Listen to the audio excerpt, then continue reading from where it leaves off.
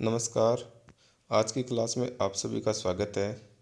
आज हम साझेदारी के सामान्य परिचय वाले अध्याय में बंद व साझेदारी खातों में समायोजन वाला टॉपिक पढ़ने वाले हैं कि जब साझेदारी फर्म में खाते बंद हो जाते हैं और उसके बाद में यदि किसी प्रकार का समायोजन होना रह जाता है तो इस प्रकार से हम समायोजन करते हैं। तो इसमें हम दो प्रकार से समायोजन करते हैं। लेखा प्रविष्टि के द्वारा भी समायोजन कर सकते हैं और लाभ हानि समायोजन खाता करके भी समायोजन कर सकते हैं। तो चलिए इसके देखिए कुछ प्रश्न करते हैं आज। देखिए पहला प्रश्न आपकी स्क्रीन पर दिया गया है। मैं प्रश्न शुरू करने से पहले आपको बता देता हूँ कि आप है वो पूरा वीडियो देखें, पूरी क्लास अटेंड करें ताकि आपके प्रश्न है वो सभी समझ में आ जाए।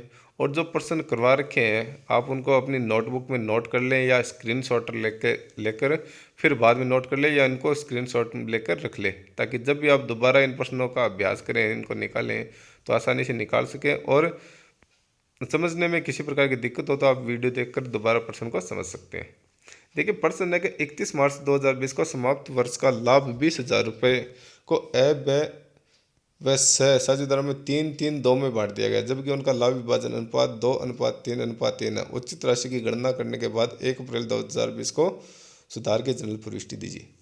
देखिए यानी ए ब स इन दोनों के बीच में जो लाभ है 20,000 रुपये उसको 3-3-2 में बांट दिया गया, जबकि बांटना था 2:3:3।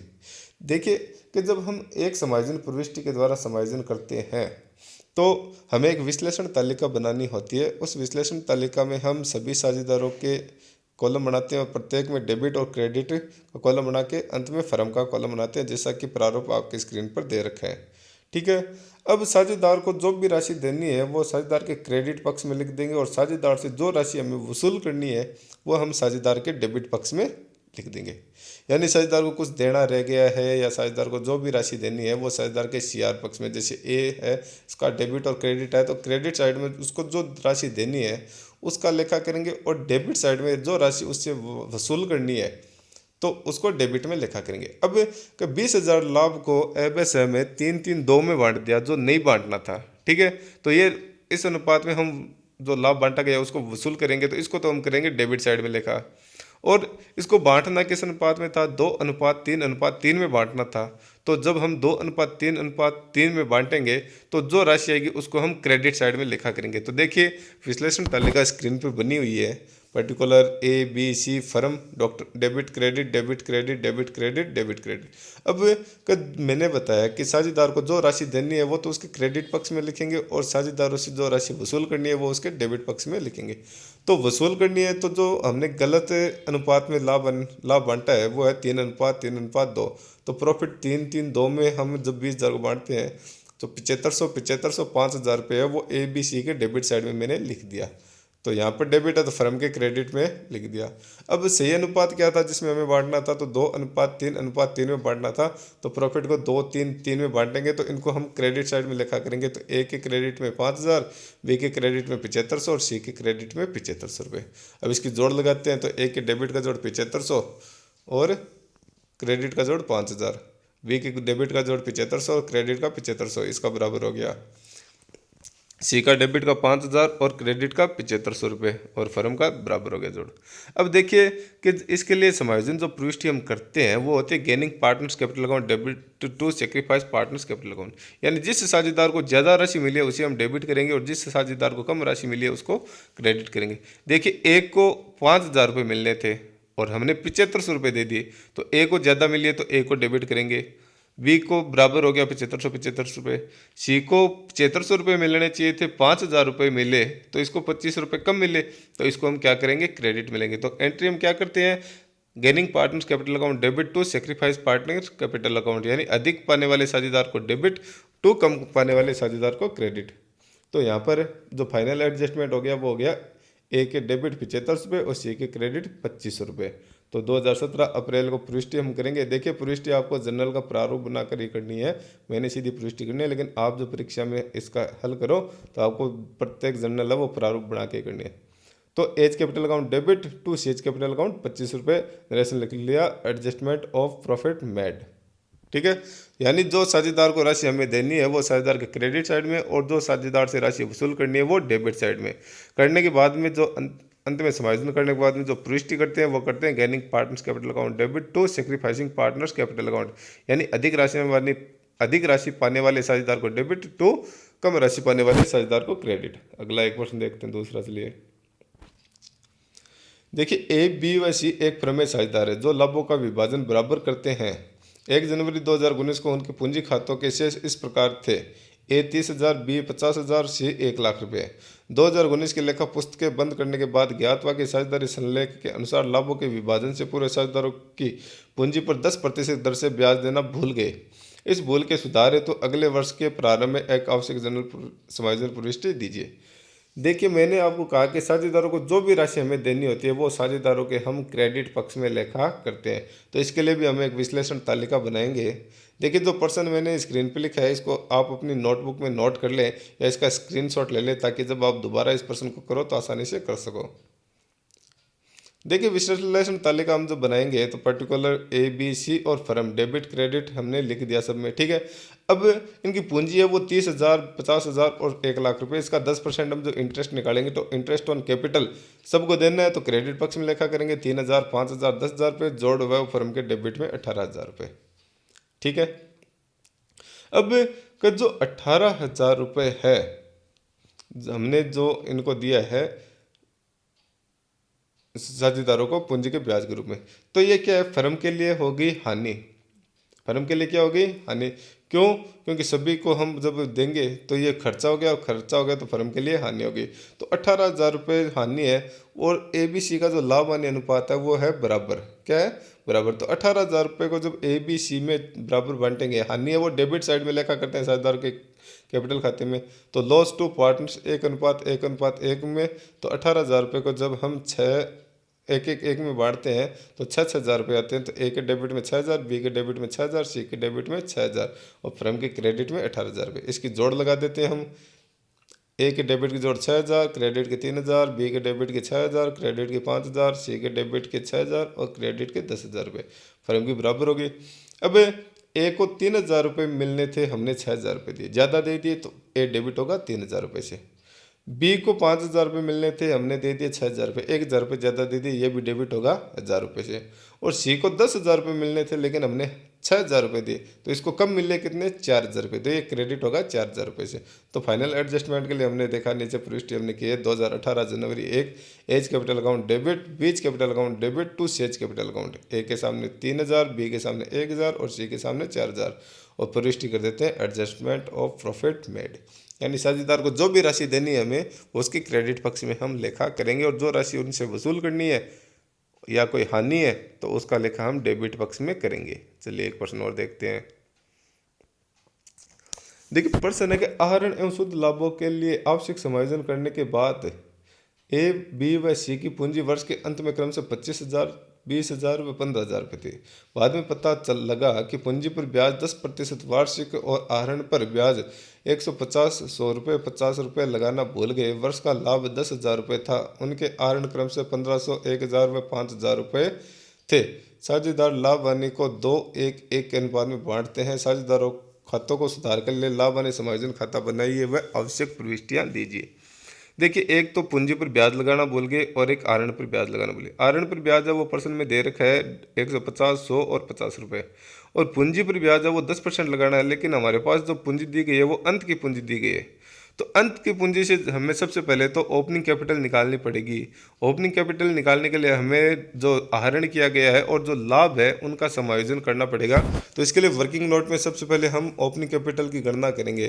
तो कैलकुलेशन ऑफ ओपनिंग कैपिटल, सबसे पहले क्लोजिंग कैपिटल लिख दी ए बी सी की 25,000, 20,000 और 15,000। अब देखिए, ड्राइंग से है वो ओपनिंग कैपिटल में से हम घटा के क्लोजिंग कैपिटल निकालते हैं। तो क्लोजिंग कैपिटल से जब ओपनिंग कैपिटल निकालेंगे तो घटाई हुई राशि को वापस क्या कर देते हैं, जोड़ देते हैं। तो ड्राइविंग्स को हमने जोड़ दिया 1,500, 1,000 और 500 रुपये, ठीक है, जोड़ आपके सामने आ गया। फिर जो 10,000 रुपये प्रॉफिट है उसको 2:1:1 में बांटते हैं। तो लेस प्रॉफिट 5,000, 2,500, 2,500, तो ओपनिंग कैपिटल आ गई 21,500, 18,500 और 13,000 रुपये। इसका 10% हमें इंटरेस्ट देना है साझेदारों को। तो हम इसमें देखिए, इसमें समायोजन प्रविष्टि है वो नहीं करनी है, इसमें समायोजन खाता बनाना है। तो profit and loss adjustment account बनाएंगे। तो आपकी स्क्रीन पर प्रॉफिट एंड लॉस एडजस्टमेंट दिया गया है। टू इंटरेस्ट ऑन कैपिटल है, वो जो ओपनिंग कैपिटल है उसका 10% ने हमने निकाला, तो डेबिट पक्ष में to interest on capital A B C 2150, 1850, 1300, जोड़ आ गई 5300 रुपये।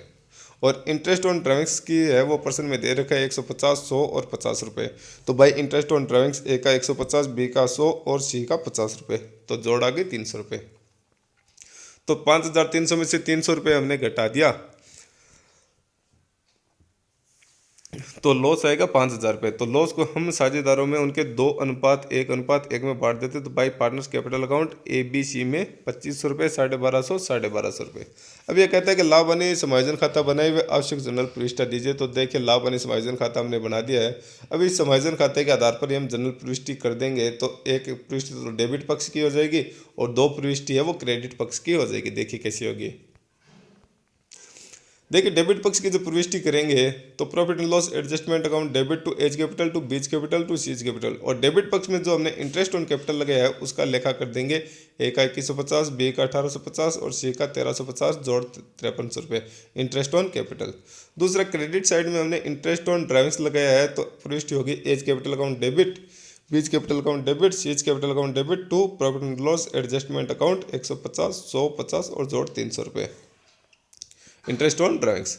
अब जो हानि हुई है उस हानि के भी हम लेखा करेंगे। A's capital account debit, beach capital account debit, C's capital account debit to profit and loss adjustment account 2500, 1250, 1250, 5000 रुपये। ठीक है। Loss adjustment transfer to partners capital account करी, जो हानि हुई है हमें वो हमने साझेदारों के पूंजी खातों में ट्रांसफर कर दी है। तो 1% चलिए और देख लेते हैं इसमें। देखिए पर्सन है कि ए बी व सी एक फर्म में बराबर के साझेदार है। 1 जनवरी 2020 को उनकी पूंजी क्रमशः 50,000, 40,000, 30,000 रुपये थी। वर्ष 2020 के खाते बंद करने के बाद ये पता चला कि साझेदारी समझौते के अनुसार साझेदारों की पूंजी पर 10% वार्षिक दर से ब्याज, ए को 3,000 रुपये वार्षिक वेतन, सी को 6,000 कमीशन का प्रावधान लाभ बांटने से पूर्व नहीं किया गया। यानी साझेदारों को एक तो पूंजी पर ब्याज नहीं दिया गया और एक ए को 3,000 रुपये वार्षिक और सी को 6,000 कमीशन नहीं दिया गया। तो ये राशियां सभी देंगे, तो साझेदार को क्रेडिट पक्ष में इसका लेखा कर देंगे। साझेदारों में ये समझौता हुआ कि चिट्ठे को बदलने के बजाय अगले वर्ष के प्रारंभ में समायोजन प्रविष्टि कर दी जाए। यह मानते हुए कि पूंजी स्थिर है, समायोजन है तो क्रिया दिखाते हुए फर्म की पुस्तकों में जनरल प्रविष्टि दीजिए। तो देखिए इसके लिए विश्लेषण तालिका हम बनाएंगे, तो विश्लेषण तालिका आपके सामने नीचे दी गई है। ये जो पर्सन है इस पर्सन को आप अपनी नोटबुक में नोट कर ले या स्क्रीनशॉट ले लें, ताकि बाद में आप नोट करके इसको दोबारा अभ्यास कर सकें।